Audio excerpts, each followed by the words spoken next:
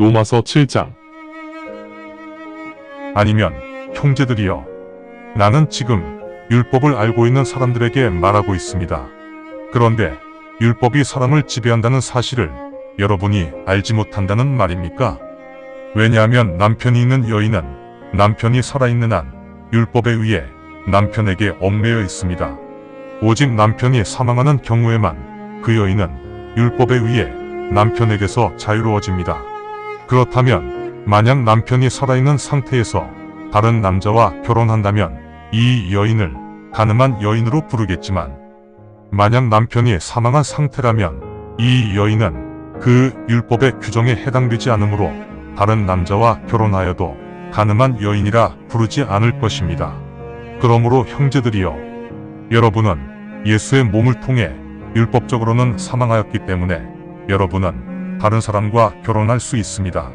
즉, 죽음에서 일어나신 예수님과 결혼함으로써 우리는 하나님 앞에서 열매를 맺어야 합니다. 우리가 육신에 머물러 있는 상태라면 율법이 야기하는 사악한 육정이 부추겨서 우리의 지체들은 죽음이라는 말로를 맞이할 것입니다. 그러나 우리를 얽매고 있던 율법에 의해 우리가 사망하였으므로 이제 율법에서 벗어나게 되었습니다. 따라서 우리는 낡은 기록인 율법을 섬기는 것이 아니라 우리를 거듭나게 하시는 성령님 안에서 하나님을 섬겨야 합니다. 그렇다면 이제 우리가 무슨 말을 해야 합니까? 율법이 죄란 말입니까? 절대 아닙니다. 정반대입니다. 율법이 없었다면 나는 죄를 알지 못하였을 것입니다. 만약 율법에서 너희는 탐하지 말아라고 말하지 않았다면 나는 탐욕이 죄라는 것을 알지 못하였을 것입니다.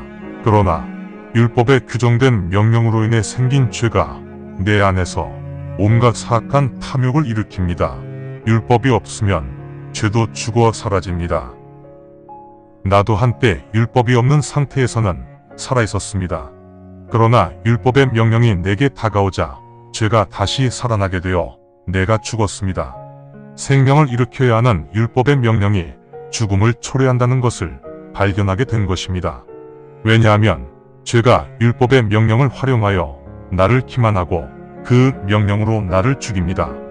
그러므로 율법은 거룩하며 명령도 거룩하고 공의로우며 선한 것입니다. 그렇다면 선한 것이 내게서 죽음으로 변하는 것입니까? 절대로 그렇지 않습니다. 죄로 보이는 것이 선한 율법을 통해 내 안에서 죽음을 야기합니다. 그래서 죄는 율법의 명령으로 인해 더욱더 사악한 죄가 됩니다. 우리가 알다시피 율법은 영적인 것인데 내가 육적이므로 죄의 종이 되어버렸습니다. 왜냐하면 내가 행하고 있는 것을 깨닫지 못하기 때문이며 내가 하고자 하는 것을 실천에 옮기지 못하기 때문입니다. 오히려 내가 증오하는 것을 나는 행하고 있습니다. 따라서 내가 만약 하지 말아야 한다고 생각하는 일을 한다면 나는 율법이 선하다는 것에 동의하는 것입니다. 그렇게 되면 내가 하지 말아야 한다고 생각하는 일을 하는 것은 더 이상 내가 하는 것이 아니고 내 안에 있는 죄가 하는 것입니다. 왜냐하면 내 안에, 다시 말하면 나의 육신 안에 선한 것이 전혀 없다는 것을 내가 알고 있기 때문이며, 내게 선한 것을 행하려는 의지가 있다 하여도 어떻게 행해야 할지 알지 못하기 때문입니다. 선하게 처신하려는 의지가 있다 하여도 나는 그렇게 하지 않으며, 사악하게 처신하려는 의지가 없음에도 불구하고 나는 오직 사악하게 처신하고 있습니다. 이제 만약 내가 어떤 행동을 하려는 의지가 없음에도 그 행동을 한다면 그 행동은 내가 하는 것이 아니고 내 안에 있는 죄가 하는 것입니다. 따라서 내 안에 선하게 처신하려는 의지가 있음에도 내게는 사탄이 항상 존재하고 있다는 사실을 내가 알게 되었습니다. 왜냐하면 나의 속사람은 하나님의 법을 기뻐하기 때문입니다. 그러나 나의 각 지체에는 다른 법이 있음을 알게 되었습니다. 이 법이 내 마음의 법에 반대하라는 경고신호를 보내어 각 지체에 있는 이 법 때문에 내가 갇히게 됩니다. 나는 진정 형편없는 사람입니다. 이 사망의 몸에서 누가 나를 구해주겠습니까? 하나님, 감사합니다. 오직 우리 주 예수 그리스도를 통해 구원을 받았습니다. 그렇다면 내 마음은 하나님의 법을 섬기고 있지만 내 육신은 죄의 법을 섬기고 있는 것입니다. 로마서 8장. 그러므로 이제 그리스도 예수 안에 거하는 사람들에게는 정죄함이 없으며 이들은 육신의 욕망에 따라 살지 아니하고 성령이 인도하시는 대로 사는 사람들입니다. 왜냐하면 그리스도 예수 안에서 살아계시는 성령의 법을 통해 우리는 죄와 죽음의 법에서 해방되었기 때문입니다. 율법이 육신의 욕망 때문에 약해져 율법이 죄의 역할을 할 수 없습니다. 그래서 하나님께서 육신의 죄 때문에 하나님의 독생자 아들을 죄가 있는 육신의 모습으로 보내셔서 육신에 있는 죄를 정죄하셨습니다. 이를 통해 율법적 공의를 가질 수 있는 필수 조건이 우리 안에서 충족되도록 하셨습니다.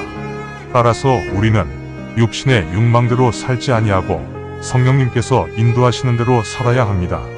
왜냐하면 육신의 욕망대로 사는 사람들은 마음도 육신에 속하는 것들을 지향하고 있지만 성령님께서 인도하시는 대로 사는 사람들은 그 마음이 성령님께 속하는 것들을 지향하고 있기 때문입니다.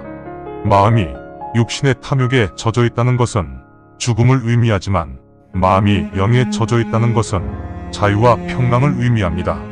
왜냐하면 육신의 탐욕에 젖어 있는 마음은 하나님께 반발하는 적대감이며 이 적대감은 하나님 법의 지배를 받지 못하기 때문에 이런 마음을 가지고 있는 사람은 하나님 법의 지배를 받을 수 없습니다.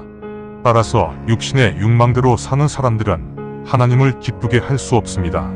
그러나 만약 하나님의 성령이 여러분 안에 정말 계신다면 여러분은 육신의 욕망대로 사는 사람이 아니라 성령님 안에서 살고 있는 사람입니다. 따라서 그리스도의 성령이 없는 사람은 그리스도인이 아닙니다. 만약 그리스도께서 여러분 안에 계신다면 죄로 인해 여러분의 육신은 죽지만 이 죽음으로 인해 공의를 얻었기 때문에 성령님께서 여러분의 영의 생명이 되어 주십니다. 만약 예수님을 죽음에서 일으켜 세우신 하나님의 성령이 여러분 안에 거하신다면 죽음에서 예수를 일으켜 세우신 하나님께서 여러분 안에 계시는 성령님을 통해 죽어 없어질 여러분의 몸에도 생명을 주실 것입니다. 그러므로 형제들이여, 우리는 빚진 자들입니다. 육에게 빚을 진 것이 아니고 육의 이치에 따라 살아온 자신의 삶에게 빚을 진 것입니다. 여러분이 육신의 욕망대로 산다면 여러분은 죽을 것이지만 만약 여러분이 성령님을 통해 육적 충동을 억제하여 사라지게 한다면 여러분의 영은 살게 될 것입니다. 하나님의 성령께서 인도하시는 사람들은 모두 하나님의 자녀가 되기 때문입니다. 여러분은 두려워하는 속박의 영을 다시 받은 것이 아니라 하나님께서 여러분에게 입양의 성령님을 주시었기에 우리가 아바, 아버지라 외치게 되었습니다. 성령님께서 우리가 하나님의 자녀라는 것을 우리의 영을 통해 직접 증언하십니다. 따라서 우리가 하나님의 자녀라면 우리는 상속인이 됩니다. 즉, 하나님의 상속인이고 그리스도와 연합한 상속인이며 만약 우리가 진정 그리스도와 함께 고난을 감내한다면 우리 모두 영화롭게 될 것입니다. 현 시대의 고난은 장차 우리에게 드러날 영광과 비교하면 진정 하찮은 것입니다. 우리 피조물들은 하나님의 아들들이 나타나기를 진심으로 소망하면서 열렬히 기다립니다. 피조물이 헛된 것의 영향을 쉽게 받는 것은 피조물의 의지 때문에 그런 것이 아닙니다. 소망으로 피조물을 굴복시키신 하나님 때문입니다. 왜냐하면 피조물 자신도 부패의 속박에서 벗어나 영광스러운 자유의 세계로 들어가 하나님의 자녀가 될 것이기 때문입니다. 알다시피 지금까지 모든 피조물은 산고를 겪으며 신음하고 고난을 당하였습니다. 뿐만 아니라 성령님의 첫 열매를 받은 우리 자신들도 속으로 신음하며 하나님께 입양되기를, 즉 우리 육신의 구속을 애타게 기다리고 있습니다. 왜냐하면 우리는 이 소망을 통해 구원을 얻기 때문입니다. 그러나 보이는 것을 소망하는 것은 소망이 아닙니다. 왜 아직도 사람들은 보이는 것, 즉 우상을 소망하고 있습니까? 만약 우리가 보지 못하는 것을 소망한다면 우리는 인내를 가지고 그 소망을 애타게 기다릴 것입니다. 마찬가지로 성령님 또한 우리의 연약함을 도우십니다. 왜냐하면 우리는 어떤 기도를 꼭 해야 하는지 알지 못하기 때문입니다. 그래서 성령님께서 직접 우리를 위해 말로 표현할 수 없는 신음으로 중보기도를 하십니다. 이제 우리의 마음을 살피시는 예수님께서는 성령님의 마음을 알고 계십니다. 왜냐하면 예수님께서 하나님의 뜻에 따라 성도들을 위해 중보기도를 하시기 때문입니다. 하나님을 사랑하는 사람들, 즉 하나님의 목적에 의해 부르심을 받은 사람들에게는 모든 것들로 함께 일하여 선을 이루는 일이 일어난다는 것을 우리가 알고 있습니다. 하나님께서는 미리 아시고 택하신 그 사람들을 위해 그들이 하나님 아들의 형상과 일치하도록 이미 예정해 놓으셨습니다. 그래서 예수님은 많은 형제들 중 맨 먼저 태어나셨습니다. 더욱이 하나님께서는 미리 예정해 놓으신 사람들을 부르시며 이 부르심을 받은 사람들을 공의롭게 만드십니다. 또한 하나님께서는 이렇게 공의를 받은 사람들을 영화롭게 하십니다. 그렇다면 우리가 이제 무슨 말을 해야 합니까? 만약 하나님께서 우리를 위해 존재하신다면 감히 누가 우리를 대적할 수 있겠습니까? 당신의 아들도 아끼지 아니하시고 우리 모두를 위해 아들을 내어주신 하나님이신데 하물며 이러신 하나님께서 예수님과 더불어 다른 모든 것들도 우리에게 거저 주시지 않을까요? 누가 감히 하나님께서 택하신 백성을 고발할 수 있겠습니까? 우리를 공의롭게 하신 분이 바로 하나님이십니다. 누가 정죄를 하겠습니까? 죽으신 분도 그리스도이시고 다시 일어나셔서 하나님 우편에 계신 분도 그리스도이십니다. 이 그리스도께서 우리를 위해 중보기도를 하십니다. 우리를 그리스도의 사랑에서 갈라놓을 자가 누구일까요? 환난이나 고통이나 혹은 핍박이나 기근이나 혹은 벌거벗음이나 위험이나 칼이 갈라놓을 수 있을까요? 다음과 같이 성경에 기록되어 있습니다. 하나님을 위해 우리는 하루 종일 죽임을 당하면서 도륙당할 양의 처지에 놓여있는 신세이다. 그러나 이 모든 고난 가운데에서도 우리를 사랑하시는 하나님으로 인해 우리는 정복자 그 이상이 되었습니다. 왜냐하면 내가 확신하건대 죽음, 생명, 천사들, 자치단체장들, 권력자들, 현존하는 것들, 미래에 존재할 것들, 높은 곳, 깊은 곳, 모든 다른 피조물 등 그 어떤 것도 그리스도 예수 우리 주님 안에 계시는 하나님의 사랑으로부터 우리를 갈라놓을 수 없기 때문입니다. 로마서 9장. 나는 그리스도의 진리만을 말하며 거짓말을 하지 않습니다. 성령님 안에 거하는 내 양심이 이를 증언합니다. 내게는 큰 슬픔이 있었고 내 마음은 항상 비통하였습니다. 차라리 내 자신이 그리스도의 저주를 받음으로 육신의 욕망대로 살고 있는 내 형제들, 내 민족이 변할 수 있다면 나는 그렇게 되기를 진정 원합니다. 육신의 욕망대로 살고 있는 내 형제들, 내 민족 이스라엘인들에게는 입양과 영광과 언약과 율법의 제공과 하나님을 경배하는 것과 하나님의 약속들이 적용됩니다. 육신의 이치에 따라 그들은 이스라엘인의 조상이고 그 이스라엘인에게서 그리스도가 나오셨으며 그리스도는 모든 것 위에 존재하시는 영원히 찬양받으실 하나님이십니다. 아멘. 그러나 하나님의 말씀이 일하시기 때문에 이스라엘에 속한 사람 모두가 이스라엘인이 되는 것은 아니며 그들이 아브라함의 후손이라 하여도 그들 모두가 이스라엘의 후손이 되는 것은 아니고 오히려 그들을 이삭의 후손이라 불러야 할 것입니다.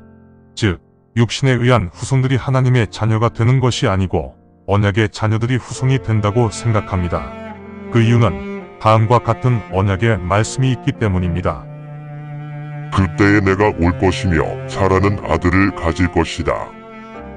이뿐만 아니라 리브가가 한 남자 우리의 조상 이삭에 의해 임신을 하였을 때 아직 자녀들이 태어나지 않았으므로 이들이 어떤 선함이나 악함을 행하지도 않았지만 하나님께서 이미 택하신 대로 하나님의 목적은 유지되었습니다.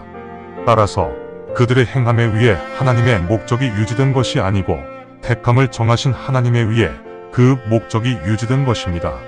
하나님께서 리브가에게 말씀하시기를 형이 동생을 섬길 것이다. 하셨으며 또한 다음과 같이 기록되어 있습니다. 나는 야곱을 사랑하였고 에서를 미워하였다. 그렇다면 이에 대해 우리가 무슨 말을 할 수 있습니까? 하나님께 불의가 존재한단 말입니까? 절대로 그렇지 않습니다. 하나님께서 모세에게 말씀하십니다. 내가 불쌍하게 여기는 사람들에게 자비를 베풀 것이며 내가 긍휼히 여기는 사람들에게 긍휼을 베풀 것이다. 이와 같이 원하는 자가 받는 것도 아니고 도망가는 자가 받는 것도 아니며 오로지 하나님의 뜻에 의해 받게 됩니다. 성경 기록을 보면 파라오에게 말씀하시기를 바로 이 목적 때문에 내가 너를 세웠으니 내가 내게 있는 나의 권능을 보여주어 내 이름이 온 땅에 선포되게 할 것이다. 하셨습니다. 따라서 하나님께서는 하나님의 뜻대로 자비도 베푸시고 강팍함도 주십니다. 이제 여러분이 내게 물을 것입니다. 왜 아직도 하나님은 허물을 찾으십니까? 누가 하나님의 뜻에 대적하였습니까? 그러나 친구들이여, 여러분이 도대체 누구이기에 감히 하나님께 대꾸하는 것입니까? 피조물이 창조주에게 왜 당신은 나를 이렇게 만들었습니까? 라고 말하는 것입니까? 진흙에 대한 고난은 토기장이에게 있지 않습니까? 그래서 그 진흙 한 덩어리로 존귀한 그릇도 만들고 수치스러운 그릇도 만드는 것 아닙니까? 만약 하나님께서 진노를 보여주시고 권능을 알려주시기 원하심에도 불구하고 하나님께서 세상을 파멸시킬 진노의 그릇을 예비해 놓으신 채 오랫동안 그 고통을 참고 기다리셨다면, 또한 하나님께서 영광을 위해 오래전에 예비해 놓으신 긍휼의 그릇에 담겨있는 하나님의 풍성한 영광을 드러나게 하신다면 여러분은 어떻게 하시겠습니까? 하나님께서 우리, 즉 유대인은 물론 이방인도 부르신다면 어떻게 하시겠습니까? 또한 하나님께서 호세아의 글에서 말씀하시기를 내 백성이 아니었던 그들을 나는 내 백성이라 부를 것이며 사랑받지 못하였던 그 여인이 사랑받을 것이다. 하셨습니다. 그리고 너희는 내 백성이 아니다라고 말씀하신 그 장소, 바로 그곳에서 그들을 살아계시는 하나님의 자녀라 부르게 될 것이다라고 하셨습니다. 또한 이사야는 이스라엘을 향해 외칩니다. 이스라엘 후손의 수가 바닷가 모래알 만큼 많아도 믿음 안에 남아있는 자들만 구원을 받을 것이다. 왜냐하면 하나님께서 이 땅에 닥칠 일을 간결하게 처리하실 것이기 때문에 하나님의 공의로 그 기간을 단축시켜 이를 빨리 끝내실 것이다. 이전에 이사야가 말하기를 만군의 주님께서 우리에게 후손을 주시지 않았다면 우리는 소돔과 같이 되었을 것이며 고모라 같이 되었을 것이다. 하였습니다. 그렇다면 우리가 무슨 말을 할 수 있습니까? 공의를 추구하지 않았던 그 이방인들이 공의를, 심지어 믿음의 공의를 받게 되었습니다. 그러나 공의로운 율법을 추구한 이스라엘은 그 율법의 공의도 얻지 못하였습니다. 왜 얻지 못하였을까요? 왜냐하면 이스라엘은 공의를 있는 그대로 믿음으로 구하지 않고 율법적 행위로 공의를 얻고자 하였기 때문에 이스라엘은 돌부리에 걸려 실족한 것입니다. 다음과 같이 기록되어 있습니다. 보라, 내가 시온에 걸림돌과 죄악의 돌을 두었노라. 그러니 그분 예수를 믿는 자들은 모두 수치를 당하지 않을 것이다. 감사합니다. 주님의 말씀입니다. 성경을 처음 접하는 분들에게 기존의 한글 성경은 항상 이해하기 어려운 책입니다. 그래서 영어판 NKJV 성경과 여러 주석과 참조문헌을 활용하여 내용을 전달하기 위해 쉽게 풀어 표기하였습니다. 성경을 듣고 읽을 때 주님의 영이 임재하기 원합니다. 택함을 받았으나 그 사실을 모른 채 아직 어둠에서 방황하고 있는 어린 양들이 이 동영상을 보고 들어 주님의 새 언약을 확신하고 소망함으로 하나님의 백성이 되어 주님의 나라에서 영원 무궁토록 권세를 누리며 살기를 간절히 원합니다. 아멘.